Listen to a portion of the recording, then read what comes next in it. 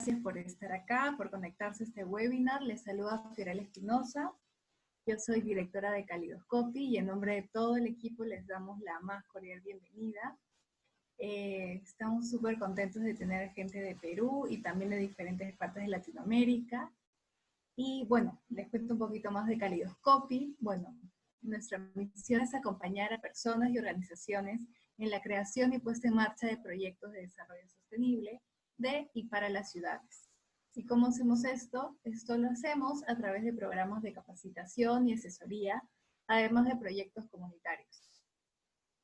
Ante toda esta coyuntura del COVID y todos los cambios que están habiendo en las ciudades, pensábamos por un lado que era necesario generar estos espacios para conversar sobre temas que están ocurriendo delante de nosotros, en nuestras ciudades, como cómo está cambiando el transporte, cómo está cambiando el tema de medio ambiente, cómo los autos han hecho, bueno, el no uso de autos también está cambiando, como el aire que respiramos, el tema de residuos sólidos, los espacios públicos, cómo vemos en los mercados de abasto, la arquitectura, entre otros temas que antes parecía que era imposible cambiarse. Ahora con este COVID, a pesar de todo lo malo que ha traído, también nos ha traído una oportunidad de repensar, y no solo de repensar, sino también actuar, emprender con nuevas ideas, con nuevos acercamientos hacia la comunidad, hacia nuestros vecinos, quizás alguna organización del barrio, quizás un emprendimiento también. Y todas esas charlas que hemos dado en el mes de junio eran para eso, tenían como fondo dar ideas disparadoras y animar a la gente que tome acción sobre qué se puede hacer en las ciudades. No sé si nos han acompañado en previas charlas, pero hemos hablado desde qué es una ciudad sostenible hasta cómo podemos hacer, cómo podemos entrar dentro de participación ciudadana, a los interesados en emprender sosteniblemente, hemos hablado sobre economía circular, a los interesados en espacios públicos o también en espacios privados, hemos visto algo de arquitectura sostenible, y en el mes de julio también vamos a seguir con una lista de temas relacionados a la ciudad y a nosotros como ciudadanos, ¿no? Esta charla, bueno, ahora les presento a Amparo. Esta charla va sobre todo a qué podemos hacer nosotros desde nuestras casas, porque si bien la ciudad, pues la habitamos todos, creo que todo el cambio viene desde nosotros mismos y desde nuestros hábitos en nuestras casas. Así que, sin más preámbulos, les presento a Amparo Ruiz. Ella es ingeniera ambiental de la Universidad Nacional Agraria La Molina, con experiencia en la gestión y valorización de residuos sólidos en el sector público y privado. Asimismo, ha participado en investigaciones en torno a la generación de productos con valor en el mercado y de calidad a partir de residuos sólidos municipales e industriales. Este webinar tiene una duración de más de 45 minutos, perdón, más 15 minutos para resolver algunas dudas que las pueden escribir por el chat o después las podemos comentar. Antes de empezar, les pido por favor puedan desactivar sus cámaras y micrófonos para que podamos atender mejor la ponencia. Muy buenas noches, Amparo, y empecemos. Buenas noches a todos. Sí, como comentaba Fio, hoy vamos a hablar en Kalidoscopy, se ha hablado de ciudades más sostenibles, de arquitectura más sostenible, centrarnos en algo que es lo más cercano para nosotros, ¿no? Que son hogares más verdes y compostaje. Y es verdad, justo hay una frase de Mao que dice que si quieres comenzar una revolución, comiences ordenando tu casa. Entonces, con ese objetivo vamos a explorar cómo podemos hacer que nuestros hogares sean más sostenibles.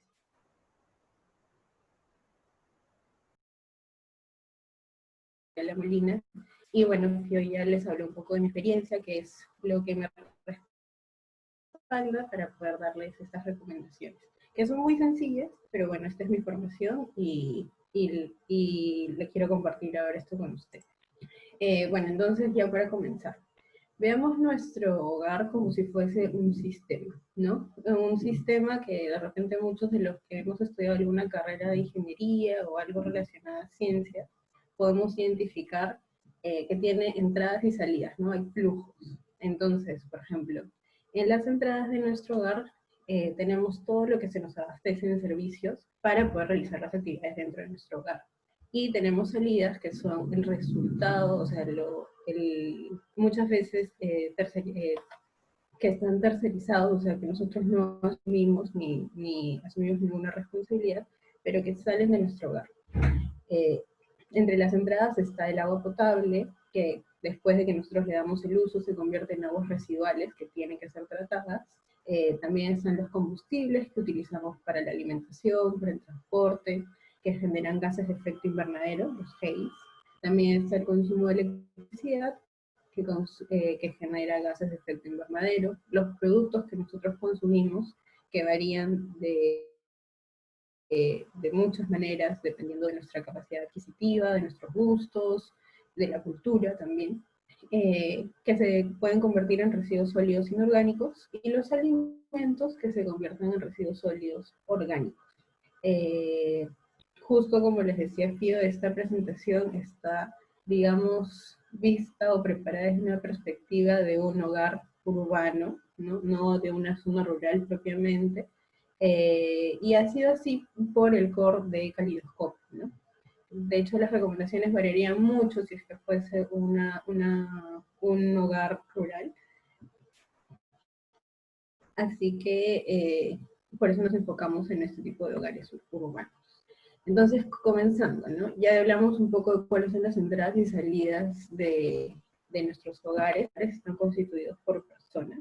Aquí yo les quiero hablar cuál es la huella de carbono de un individuo promedio.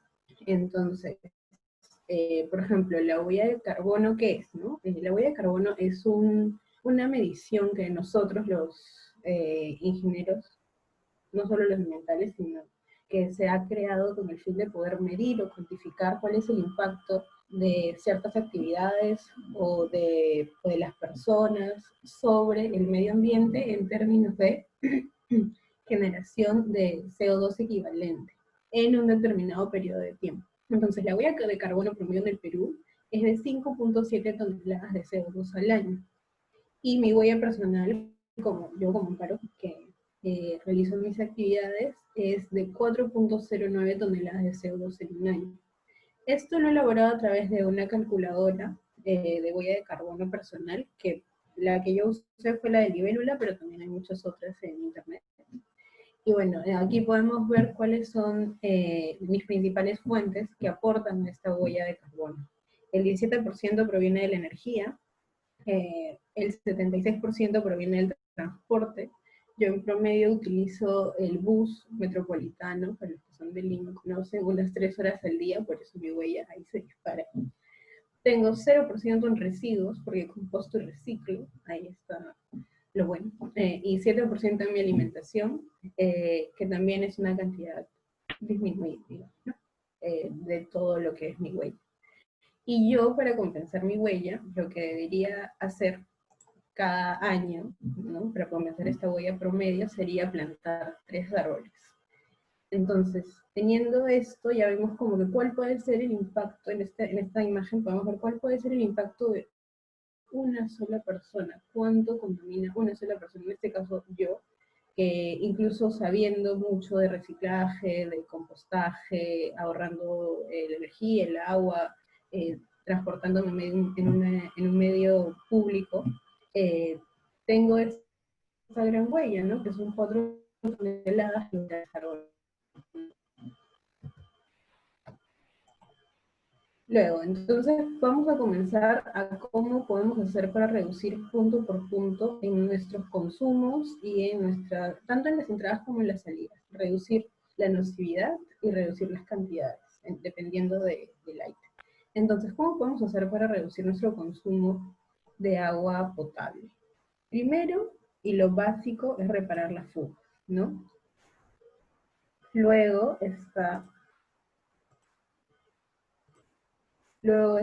el reducir la cantidad de descargas en el inodoro, que de hecho muchos de ustedes pueden haber visto que se colocan botellas grandes de 1 o 2 litros dentro de los tanques del inodoro para que cada descarga tenga menos cantidad de agua. También eh, implementar sistemas sencillos de recirculación del agua. Ahí es donde podemos hacer referencia a las imágenes que acompañan la diapositiva. De hecho, acá, por ejemplo, lo de la lavadora encima del water no está nada simple, pero lo que hace mucha gente simplemente es, por ejemplo, la lavadora tiene un tubo de fuga, en vez de conectarlo directamente hacia un caño o hacia el desagüe, colocarlo para que descargue en un cilindro de en esos cilindros para luego utilizarlo, por ejemplo, para hacer las descargas del inodoro. También lavarse las manos. También hay sistemas como estos como los que pueden ver a la izquierda, donde se recolecta el agua de lavamanos para utilizarlo en el inodoro. Y también hay otros, por ejemplo, que he visto en algunos hoteles, que mientras tú estás abriendo el caño del agua, eh, para medir la temperatura, o sea, estás como probando que también está la temperatura, si está a tu gusto, toda esa agua se desperdicia en realidad. Entonces, lo que ellos te sugieren es que llenes una tina con esa agua y que luego la dejes ahí, ¿no? Para que luego la persona que viene a hacer la limpieza de la habitación pueda utilizarla. Entonces esas son cosas muy sencillas en realidad, como poner una tina o cambiar el tubo de descarga de la lavadora o juntar el agua para poder reutilizarla. Luego, para otros fines que no van a reducir, ¿no? Que no van a afectar nuestra salud porque se está utilizando para descarga. Luego, tenemos que reducir la nocividad de las aguas residuales, como les mencionaba. Ya, lo primero es nunca en el desagüe.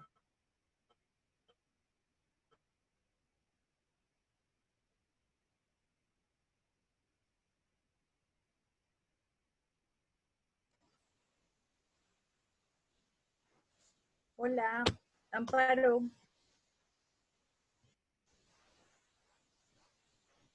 Me parece que había un tema con internet.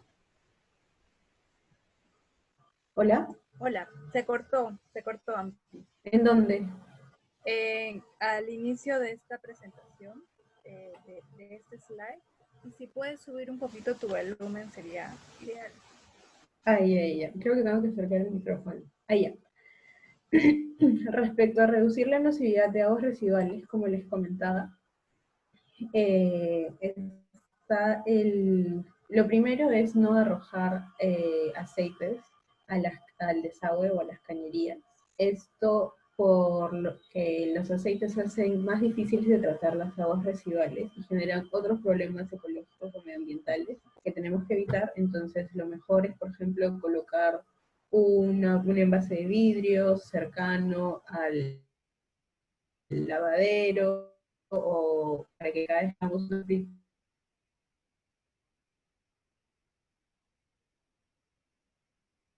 de detergentes y lavavajillas convencionales hacia unas marcas ecoamigables, ¿no? Que no tienen la misma composición y esa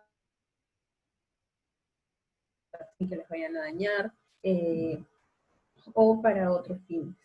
También incluso hay una receta para hacer el detergente en casa, que es súper sencillo, lo pueden buscar por internet también, que es con cáscaras de naranja, vinagre y bicarbonato de sodio. Entonces, esas son maneras muy sencillas en las que podemos reducir la nocividad en nuestros hogares de las aguas residuales. De hecho, también hay como una serie de productos que nosotros a veces consumimos, como pueden ser los exfoliantes, jabones con exfoliante y toda esta serie de cosas que tienen microplásticos. Entonces, en lo posible, darlo y virar a marcas que les puedan ofrecer funciones similares en el producto, pero sin microplásticos, ¿no? Que ofrecen, por ejemplo, de avena o de algodón. Eso también es una manera de reducir la nocividad de las aguas residuales desde nuestros hogares. Luego, reducir el consumo de combustible. El 36% del CO2 que se genera en ciudades está relacionado al transporte. Y para esto también, bueno, hay una serie de soluciones que cambiarán dependiendo del contexto de cada ciudad. Está el carro compartido o carpooling, el uso de bicicletas, que de hecho en algunas ciudades como Lima puede resultar complicado en ciertas zonas, el virar el auto de consumo de gasolina a biodiesel o incluso a gas, que también es mucho menos nocivo para el medio ambiente. Luego tenemos la reducción del consumo de electricidad.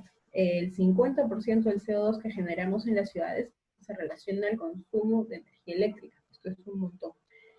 Casi la mitad de la huella de CO2 en las ciudades es por el consumo de energía eléctrica. Y hay soluciones que son sencillas a mediano plazo, como puede, bueno, la más sencilla de todas es simplemente no dejar prendidas las luces en los lugares que no estamos ocupando. Luego, cuando tengamos que renovar la iluminaria de nuestros hogares, optar por iluminación LED.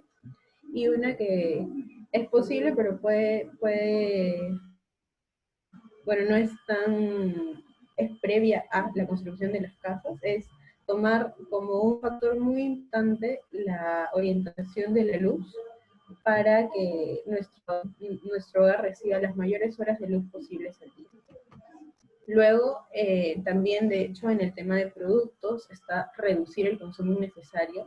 De hecho, el reciclaje es una medida paliativa que nosotros podemos usar cuando, bueno, ya generamos un residuo, no hay nada más que hacer. Pero lo mejor es reducir este consumo innecesario. Evitar las compras superfluas, que ahora de hecho se han visto un montón como la gente está volviendo a los centros comerciales para comprar cosas que tal vez no son necesarias porque no las han necesitado durante 3 meses. Luego también evitar esas compras solo evitar las compras del fast fashion, eso sí, o compras de la huella también que nosotros generamos por nuestra vestimenta es bastante alta, entonces hay que ser un poco conscientes al respecto o tratar de reflexionar al respecto. Luego, reparar antes de comprar algo nuevo. En Perú la reparación está bastante extendida, pero cada vez la estamos perdiendo más porque por lo baratos que son los productos. Entonces, si es posible reparar algo como unas zapatillas que se demoran tanto en degradarse, es mejor, ¿no?, optar por esta opción antes de pensar en comprar algo nuevo. Unas zapatillas se demoran en degradarse 200 años, entonces yo me muero y la zapatilla sigue ahí. Y, y eso no es que sea lo mejor, y si por darlo, estaría bien. Luego, virar a productos ecoamigables. Ahí justo está la imagen de una lumbre, que es un producto que no tiene ningún envase y es natural y se utiliza como desodorante. De hecho, yo también tengo una acá, como pueden ver. Y es muy sencillo de utilizar. De hecho, se la recomiendo a cualquiera que pueda buscarla en alguna página de internet en su país. Y es muy buena y te trae muchos más beneficios que un desodorante común, incluso porque el aluminio no está en disponible para que ingrese luego a nuestro torrente sanguíneo. Y se ha encontrado que el aluminio es una de las causas del cáncer de mama para las mujeres. Entonces, incluso por nuestra salud, es mejor virar a productos ecoamigables. Otro producto ecoamigable también es el jabón o shampoo sólido. Bueno, jabón siempre sólido, perdón, pero este shampoo es la cuarta parte del mío, que es sólido, que también hay muchas marcas en Perú. Milla Rastrera, Nashi Organics, y en sus países me imagino que también los hay. Y aquí ya evitas el plástico en el que está el producto, y también es una compra local, ¿no? Eso también es un beneficio. Y luego también comprar a marcas o empresas con propósitos. Hay muchas marcas y empresas que tienen propósitos socioambientales. Entonces, si nosotros tenemos como consumidores ese poder de decisión, pues tratemos de apoyar a este tipo de empresas y así también favorecer al medio ambiente. Luego, está el reciclaje. Los residuos generan el 14% de las emisiones de CO2 en las ciudades. Y aquí les quiero mostrar más o menos las tasas de reciclaje de algunos países, de estos 4, bueno, sí. En México es del 17.3%, en España y en Europa, de hecho, están mucho más avanzados en el tema, es más o menos el 70%. Y es curioso porque justo estaba buscando estas cifras y en países europeos ya se sacan tasas de reciclaje no globales, sino incluso por material, para que cada uno de los productores de estos materiales pueda tener esa cuantificación, ¿no? Cuánto cartón se está reciclando, cuánto vidrio. Entonces, ¿quién tiene que poner más esfuerzos para crear un sistema de reciclaje de cierto material?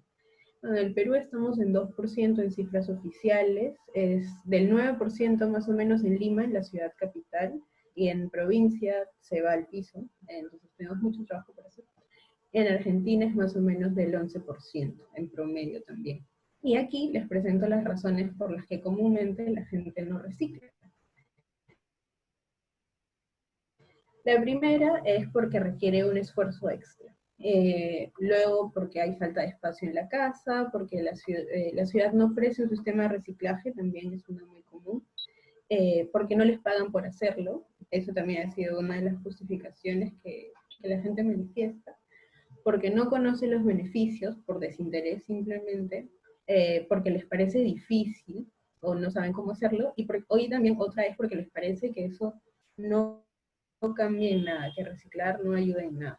Y bueno, ahora vamos a pasar a repasar estas razones por las que la gente no recicla para ver que en realidad no es tan complicado y no son razones válidas para dejar de reciclar. La primera, que requiere un esfuerzo extra. Cuando hablamos de cuando se habla de este esfuerzo extra, creo que lo que podríamos tener en mente es todo lo que nos provee a nosotros la naturaleza como soporte para nuestras vidas, ¿no? Entonces, aquí hay otra medida que también se ha inventado, que es la huella ecológica, que también hemos inventado para medir, ¿no?, nuestro impacto sobre el planeta.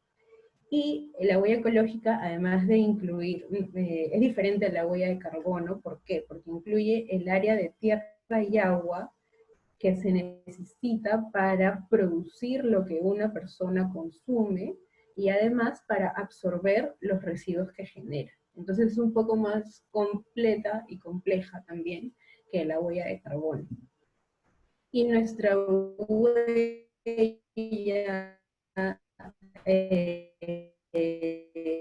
nuestra huella ecológica es de 2.7 hectáreas al año. Entonces son 3 campos de trabajo. Hacer cualquier cambio para ser más sostenible.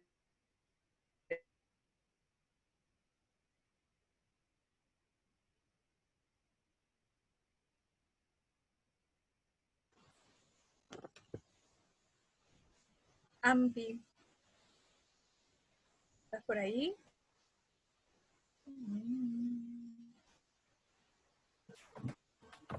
Ampi. Oli. Otra vez se cortó. ¿En dónde? En la huella de carbono. No, ahí. En la huella ecológica. No, ya, ok. Gracias, Fío, por avisarme. Sí, el internet está fallando un poquito, disculpen, por favor. Bueno, entonces les estaba comentando que la huella ecológica es una medida que nosotros también se ha diseñado con la finalidad de cuantificar el impacto de las personas, procesos y territorios sobre el planeta. Entonces, se diferencia de la huella de carbono en que la huella de carbono te mide cuánto CO2 se produce a partir de. En cambio, la huella ecológica lo que te mide es cuánta área de tierra y agua se requiere para cubrir tus necesidades como persona y para que la naturaleza pueda absorber tus residuos.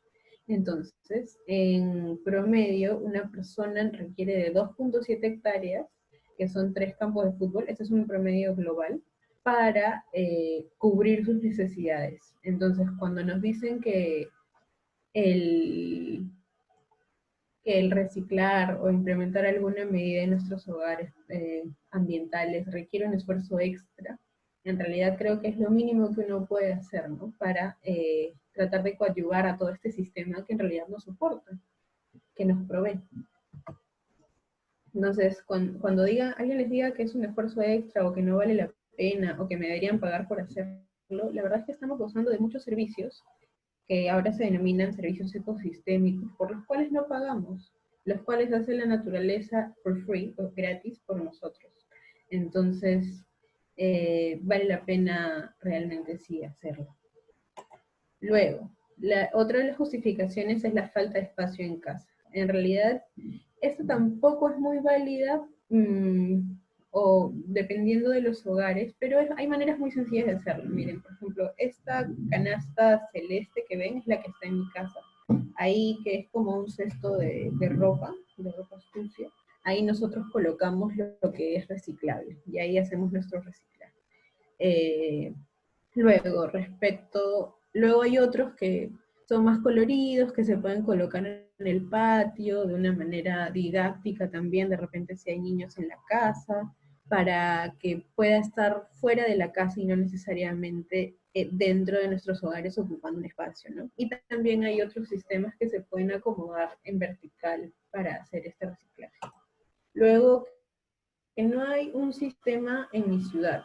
Bueno, también es cuestión de averiguar, porque en verdad muchas ciudades, por lo menos de Latinoamérica y la mayoría de distritos en el Perú, desde el año 2000, en el Perú, sí, por lo menos desde el año 2012 se vienen implementando sistemas de recolección selectiva, se le denomina, en las municipalidades. Entonces, en teoría, haber una forma en la que las personas, los ciudadanos, puedan realizar el reciclaje, que puede ser a través de contenedores de las calles, o también estas estaciones de reciclaje que hay en algunos centros comerciales o tiendas, o supermercados. Y si no existen estos mecanismos, lo que sí creo que es muy común en los países y también en el Perú, en todos lados, es que existen recicladores, que son personas que utilizan el sistema de reciclaje como medio de vida, como trabajo. Entonces, esta también es una gran justificación para iniciar nuestro reciclaje, ¿no? Estamos apoyando a una población. Y ahora en Lima también se están reactivando esas actividades después de la pandemia. Entonces, si no, lo primero que tenemos que hacer es buscar dónde podríamos ir a reciclar.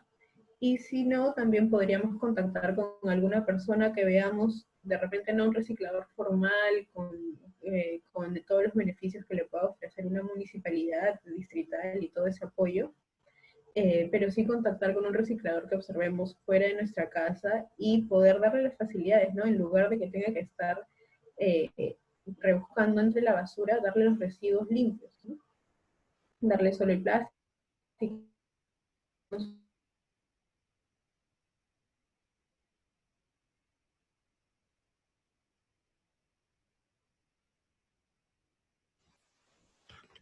Ampi, lo siento, hay temas. Sí, sí, dime. ¿En cuál me quedé? ¿En qué le podemos dar a un reciclador no necesariamente formalizado? Ah, ya.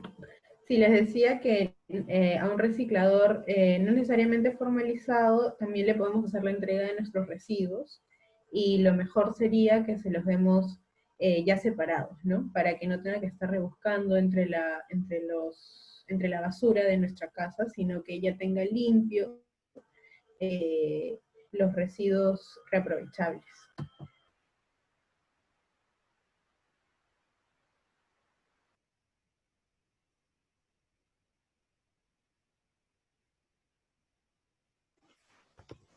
Algo pasa. Nos están boicoteando este webinar.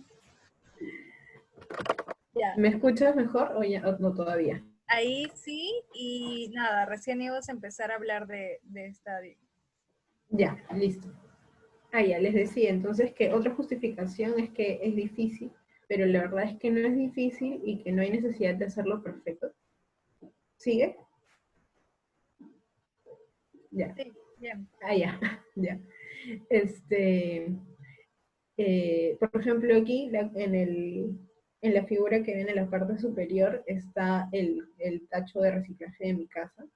Y como pueden ver, hay residuos que no corresponden, que no deberían estar ahí, como por ejemplo esas envolturas, ¿no? Esas envolturas deberían ir a un ecoladrillo, pero a veces las personas de mi familia pueden consumir algo y no necesariamente están muy al tanto, ¿no? Como ellos ven algo inorgánico, ellos creen que ya es reciclable, a veces encuentro tecno por ahí, pero yo que estoy informada lo puedo separar antes de entregarlo al reciclador y listo, no tiene por qué hacer, no todos tienen por qué dominar el tema del reciclaje. E incluso si es que lo vas a usar al reciclador o buscar en internet y ver en el mercado, que son el vidrio, que no, lo importante es que no esté roto, no esté quebrado para evitar cortes a las personas que trabajan con el residuo. El papel, que todos son reciclables menos el papel de baño, el papel de revista, el papel de la factura, el papel de las boletas que nos dan en los supermercados, todo eso.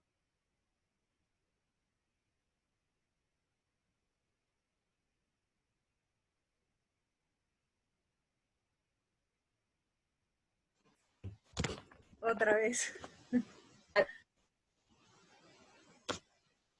Algo sucede. ¿Ampi?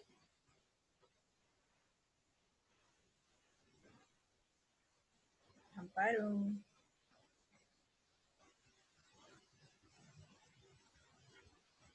¿Ampi?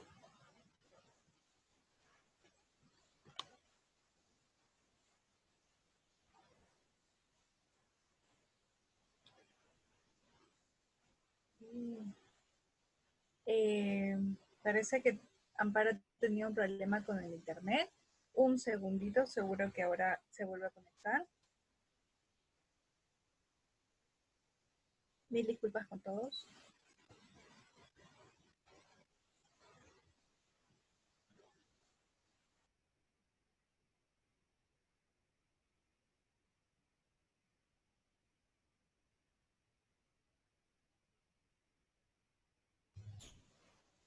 Ahí estás.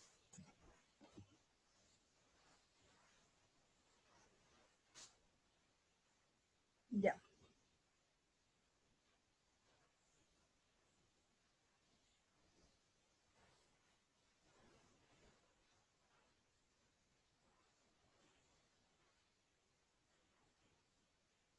Ampi, seguimos viéndote congelada.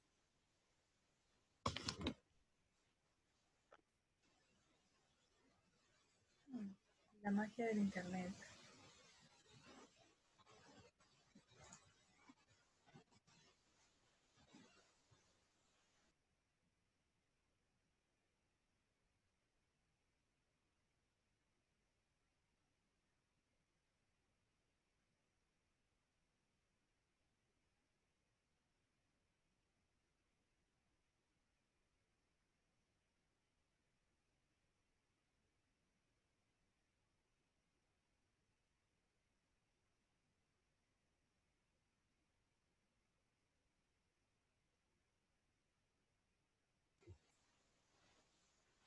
Les pido paciencia.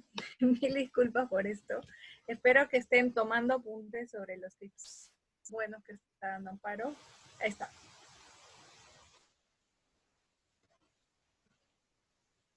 No se te escucha, Ampi. Prende tu micrófono. Ah, ya.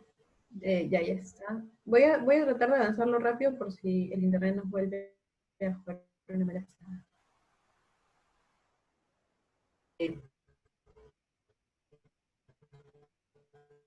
El vidrio no tiene que estar roto para no.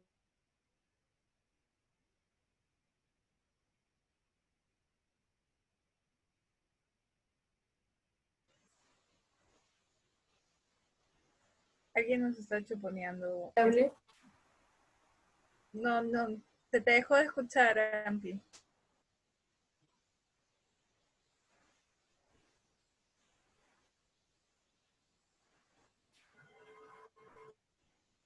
Hola.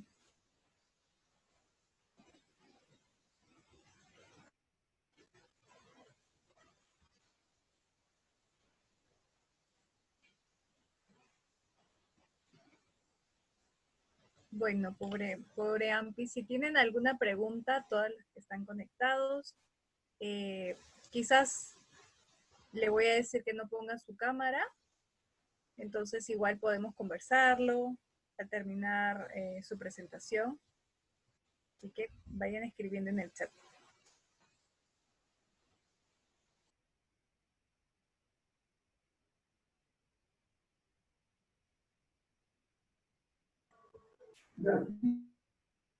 ¿Y qué tiene?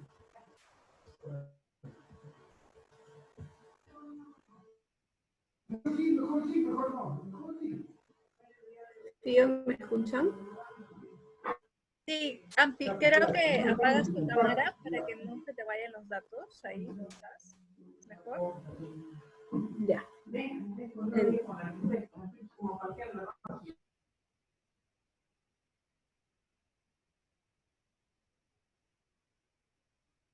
Ya, como les decía entonces, los residuos con valor en el mercado son el vidrio, que no debe estar roto para evitar accidentes, el papel, todos son reciclables menos el papel de baño, el cartón, las latas y todos los metales, también los plásticos, todos menos las envolturas, el tetrabric, que es el tetrapack de las cajas donde vienen los productos, y las envolturas van al ecoladrillo. El ecoladrillo es cuando compactamos las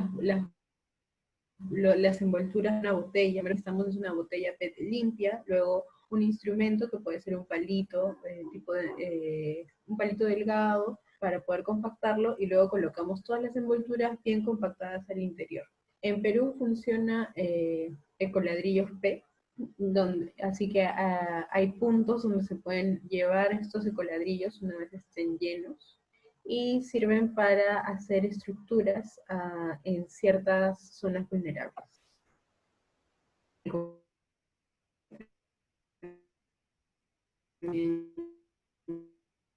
Eh,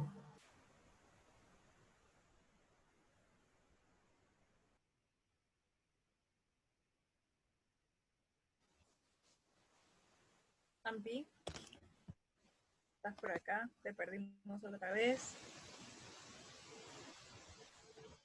Pío, ¿hasta dónde se escuchó o no me escuchan? Sí, hasta ahí ya, al inicio del combo. Ya. Entonces, les decía que en el compost casero solo llegamos a lo mucho a unos 40-45 grados Celsius dentro de nuestra compostera, por lo que no es posible colocar cualquier tipo de residuo orgánico. Por ejemplo, las comidas preparadas, plantas enfermas, todo.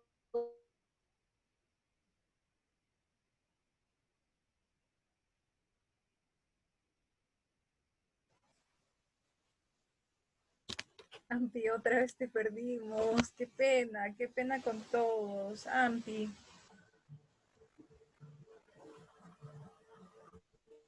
Ampi.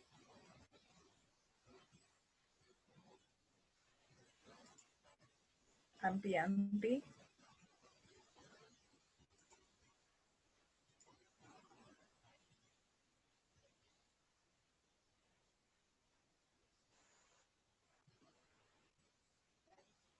Alguien levantó la mano. Sonia. ¿Quieres comentar algo? Conversemos. Mientras que Ampi se une otra vez. Ya estoy acá. Creo que me van a escuchar mejor, creo ahora. Ya, entonces, repito, disculpen a todos. Como les decía, el compost en nuestras casas llega más o menos a unos 45 grados Celsius. Entonces no es como un centro de compostaje industrial en el que podemos colocar una gran variedad de residuos orgánicos, sino que nos limitamos a lo que son cáscaras de verduras y frutas crudas, hojas secas, ripio de café, cáscara de huevo. Y en muy pocas cantidades algunos alimentos preparados, como puede ser el pan. También en muy pocas cantidades los cítricos, ¿sí? Tampoco no se puede colocar lo que son las heces de las mascotas, por ejemplo. Y los alimentos preparados evitarlos, los jugos también evitarlos, porque es mucho más difícil el control de la humedad. Luego, ¿cómo compostar? Primero tengo que separar lo que es compostable. Ese es el baldecito que hay en mi casa al lado del lavadero de la cocina, donde colocamos lo que son las cáscaras de huevos, de frutas, de verduras, las bolsitas de té, el ripio del café también, como les comentaba. Luego, armar nuestra compostera, ¿no?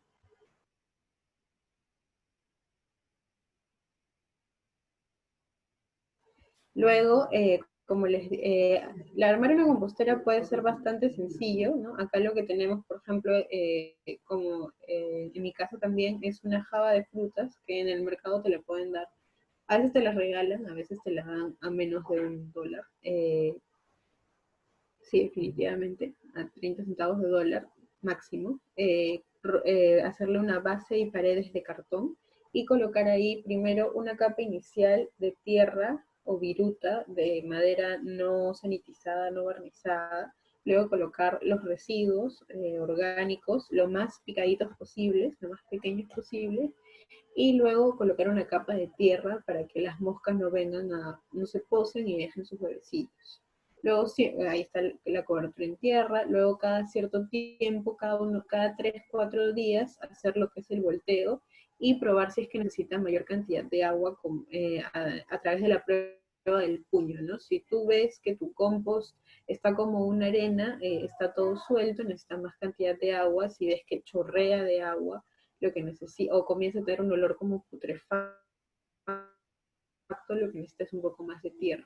Y después es esperar en promedio entre 3 a 6 meses hasta que tiene un aspecto como de solo tierra y cernirlo, ¿no? Se usa un cernidor así pequeño manual para el caso de las composteras caseras.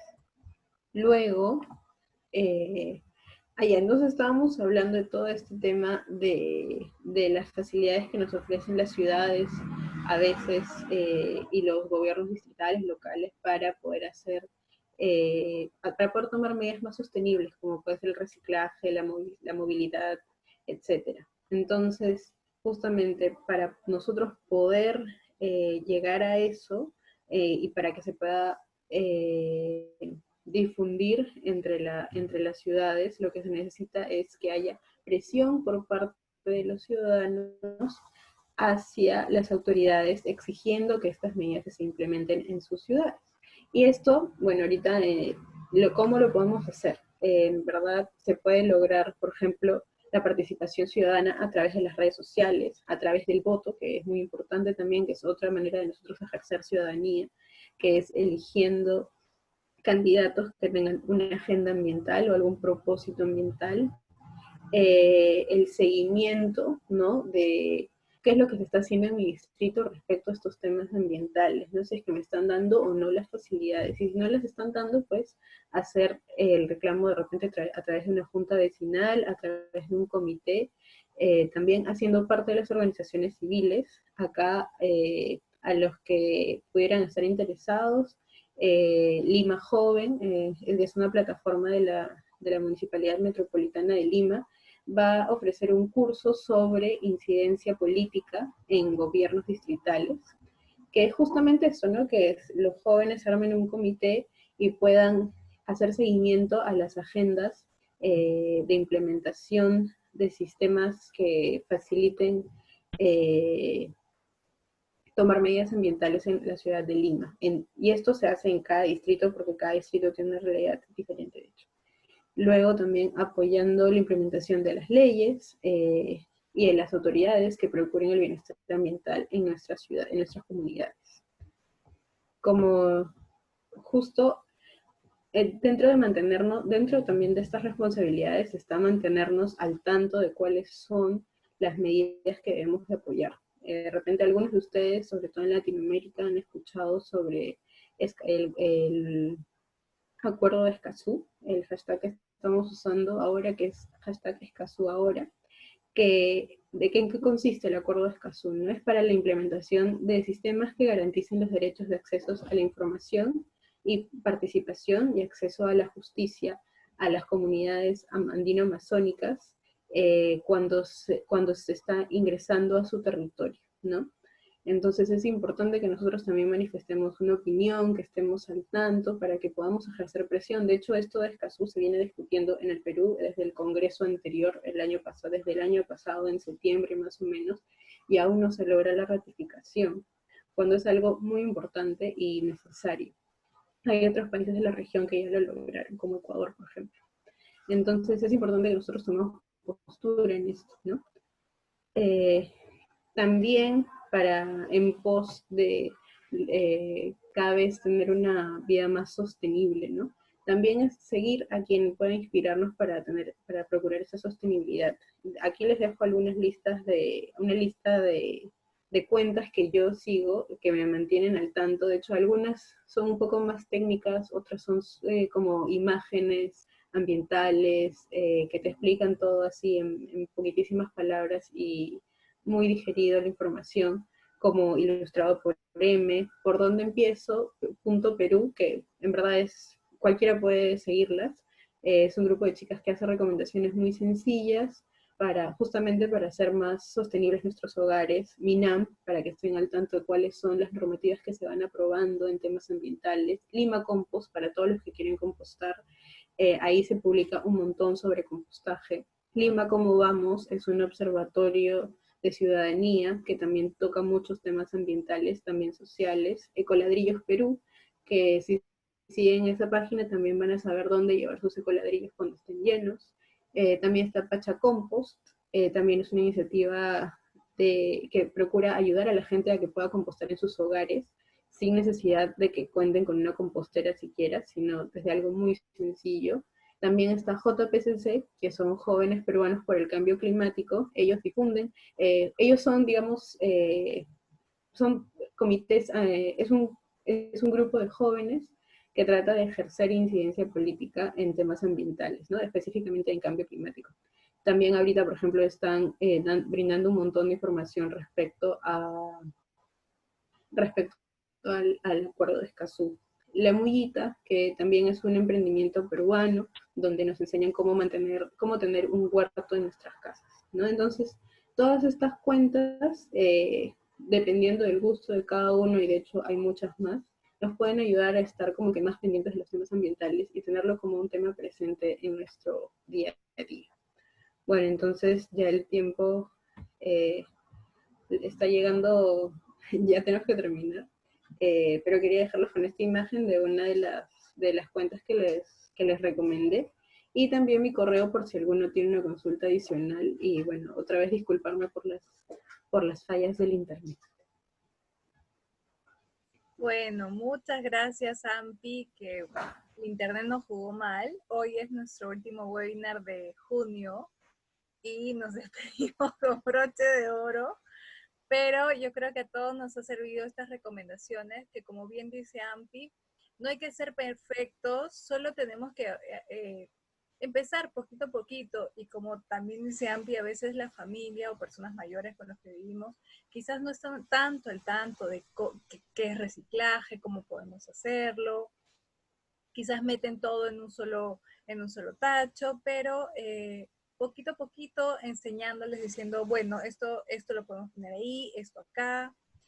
La cosa, como les mencionaba al inicio del webinar, es hacer, es emprender. Y emprender es tomar acción sobre algo. No necesariamente tener un negocio, pero sí emprender esta nueva mentalidad. Y como también mencionaba Ampi, el tema de ciudades sostenibles no solo es afuera, sino que hay una interconexión de lo que pasa dentro de nuestros hogares y lo que también queremos ver afuera. Entonces, si no empezamos a cambiar esta mentalidad de ser más sostenible, ser más consciente de dónde viene todo lo que compramos y todo lo que consumimos, no vamos a poder exigir eso para las ciudades. Entonces, por eso era sumamente importante esta charla. Y también, como también mencionaba Ampi al final, si queremos cambio, también animamos a que todas las personas puedan, de alguna manera, empezar una incidencia política o una incidencia comunal, en todo caso, a través de redes sociales, a través de las redes de la municipalidad, ir a alguna que otra charla. Volvemos a repetir, poquito a poquito, porque quizás lo vemos como muy complicado, como muy lejano, que aburrido, no tengo tiempo, etcétera, y todas las cosas que nos contamos a nosotros mismos. Creo que a todos nos sucede eso, pero ya que estamos en este plan de querer cambiar, de que la misma naturaleza nos ha dicho, hey, tiene que hacer algo, porque si no, en pocos años no vamos a estar acá. Creo que es una buena oportunidad para conversarlo, para pensarlo y para hacerlo sobre todo. Así que si alguien tiene alguna pregunta, comentario, sugerencia, queja por el internet, adelante, el micrófono está abierto para cualquiera de ustedes. Eso, no sé si alguien quiere hacer una consulta por ahí, no sean tímidos, o quizás si no quieren hablar, pueden escribir por chat. Bueno, aparentemente todos los consejos quedaron claros. Solo felicitar y dar ánimo. Muchas gracias, Lucaba. Gracias. ¿Dónde está? Cecilia dice, ¿cómo podría empezar a compostar? Esa es una. ¿Cómo podría ser si tengo mucho residuo orgánico y no tengo espacio? Lice. Eso es lo que me pasaba a mí. Cada vez son más mujeres ponentes, sí. Tuvimos sí, tuvimos algunos ponentes varones, pero da gusto que mujeres podamos empezar a hablar sobre temas urbanos, ¿no? Gracias a Dios que tengo amigas cercanas y súper buenas profesionales que ven estos temas, así que sí, nos da mucho gusto. Bueno, Ampi, te dejo con las preguntas que nos han hecho. Sí, de hecho, en temas... ¿Y qué pasa con los espacios, no? Que es un tema acá en los departamentos, sobre todo.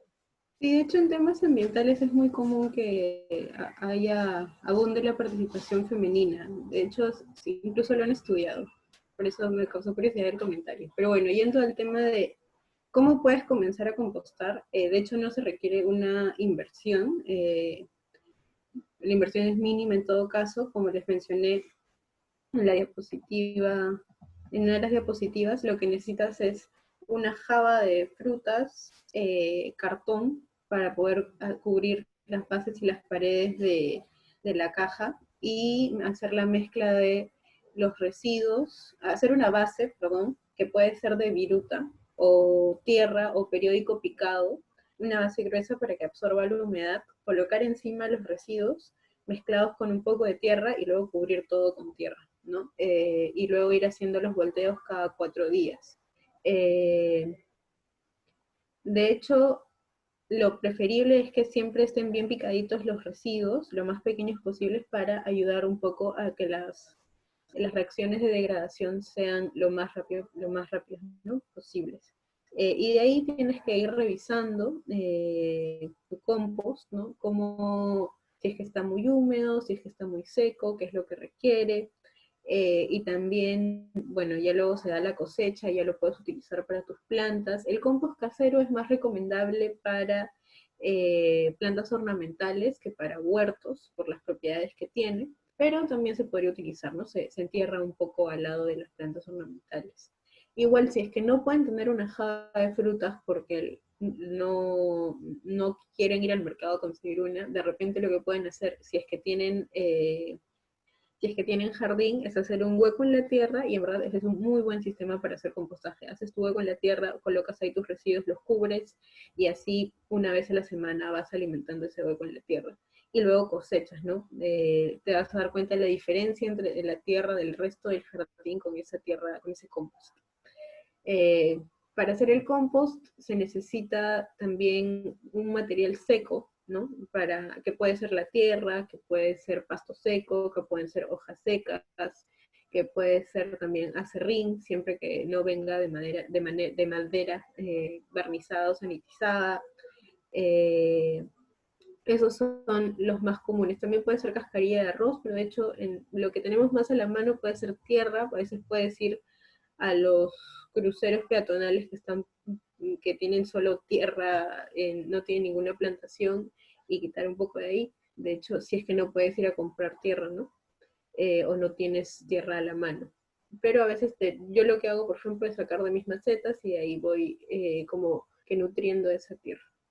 Luego, respecto al espacio, puede hacerse también en un balde, por ejemplo, en algún lugar aireado. Lo importante del compost es que reciba oxígeno para que se den todas las reacciones. Pero puede hacerse en un balde con huequitos. También, como les decía, puede hacerse en un hueco en la tierra.